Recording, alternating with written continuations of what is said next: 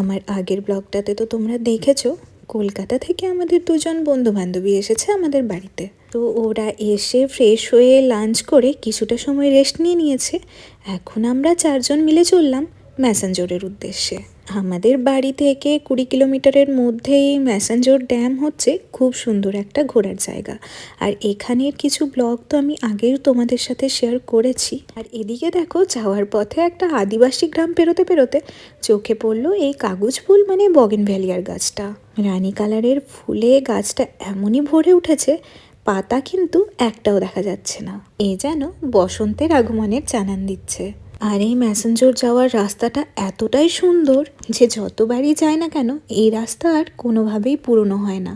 তাই প্রতিবার আলাদা আলাদা করে ভিডিও করার এনার্জিটাও যেন সেমই থাকে। আর আমরা এত সুন্দর সময়ে ওখানে গিয়ে পৌঁছেছি, সেই সময়েই সানসেট হচ্ছিল, তাই জন্য জায়গাটা দেখতে আরও সুন্দর লাগছে। আমার ওই বন্ধু বান্ধবীটা এখানে এসে অনেক খুশি হয়েছিল, কারণ ওরা তো থাকে কলকাতায়।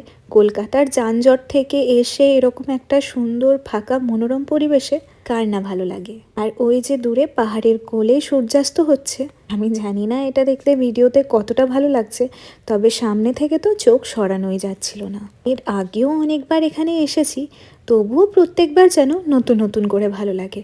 আর এবারে সব থেকে বেশি ভালো লাগছিল কারণ ওদের এই জায়গাটা এত ভালো লেগেছে বলে। আর এখন তো মোটামুটি গরম পড়েই গিয়েছে। আমরা যেহেতু বিকেলের একদম শেষ বেলায় এখানে এসে পৌঁছেছিলাম, তাই ড্যামের ঠান্ডা ঠান্ডা হাওয়ায় বেশ ভালো লাগছিল। আমি আর টিটু ওদেরকে চারিদিকটা ঘুরে দেখাতে লাগলাম।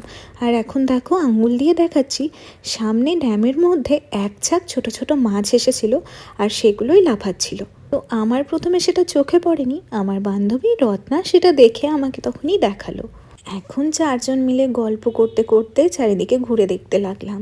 আর সাথে ফটোশ্যুট ভিডিও শ্যুট তো রয়েইছে।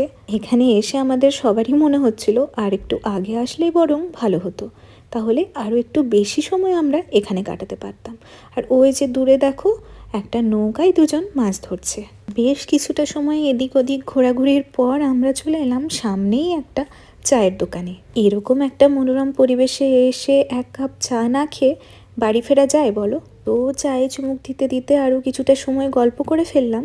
এবার ধরতে হবে বাড়ি ফেরার পথ, কারণ অলরেডি অনেকটা সন্ধে হয়ে গেছে। তো এই ব্লগটা এখানেই শেষ করছি, দেখা হচ্ছে পরবর্তী ব্লগে। টাটা।